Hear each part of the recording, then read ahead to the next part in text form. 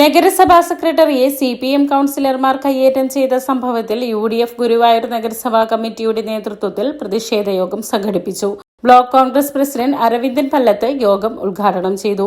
നഗരസഭാ പ്രതിപക്ഷ നേതാവ് ബഷീർ പൂക്കോട് അധ്യക്ഷത വഹിച്ചു. മുനിസിപ്പൽ ഓഫീസിന് മുന്നിൽ നടന്ന പ്രതിഷേധ യോഗത്തിൽ മുൻ ബ്ലോക്ക് പ്രസിഡന്റ് R. രവികുമാർ, മണ്ഡലം പ്രസിഡന്റുമാരായ CS സൂരജ്, ആന്റോ തോമസ്, KSU ജില്ലാ president Gokul Guruvayur, Muslim League municipal president RV Jaleel, Balan Varanatt, KP Udayan, KPA Rasheed, കൌൺസിലർമാരായ Joy Cheriyan, Jaleel Panikkaveettil, Abdul Rasheed Kunnikkal, Naushad Ahammu, KM Mahroof, VS Navaneeth, Ashfaq, Priya Rajendran, AV Unnikrishnan, Susha Babu, Bindu Narayanan, Mahija, Chandra Ramakrishnan തുടങ്ങിയവർ സംസാരിച്ചു.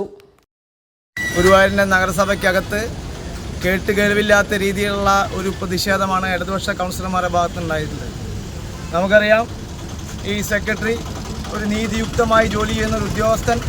അദ്ദേഹം CPMന്റെ ഇടതുപക്ഷത്തിൻ്റെ ഈ കൊള്ളരുതായ്മ എതിർത്തതിൻ്റെ പേരിലാണ് കഴിഞ്ഞ ദിവസം അദ്ദേഹത്തെ ചേംബറിൽ കയറി ചെന്നുകൊണ്ട് 3 ഇടതുപക്ഷ കൗൺസിലർമാർ അദ്ദേഹത്തെ കയ്യേറ്റം ചെയ്യുകയും അദ്ദേഹത്തെ വധിക്കുമെന്ന് ഭീഷണിപ്പെടുത്തുന്നത്.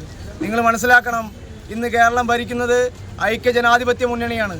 CPM ഇപ്പോൾ വിളറി പൂണ്ടി നടക്കുക. കാരണം 102 സീറ്റിൻ്റെ ചരിത്ര ഭൂരിപക്ഷത്തിൽ ഈ കേരളത്തിൽ 10 വർഷക്കാലം കേരളം ഭരിച്ച പിണറായി വിജയനെതിരുള്ള ചരിത്ര മുഹൂർത്തമാണ് കഴിഞ്ഞ കാലങ്ങളിലായിട്ട് കണ്ടത്. അതിൻ്റെ വിളറി പൂണ്ടിട്ടാണ് ഇവിടെ നടന്നുകൊണ്ടിരിക്കുന്നത്.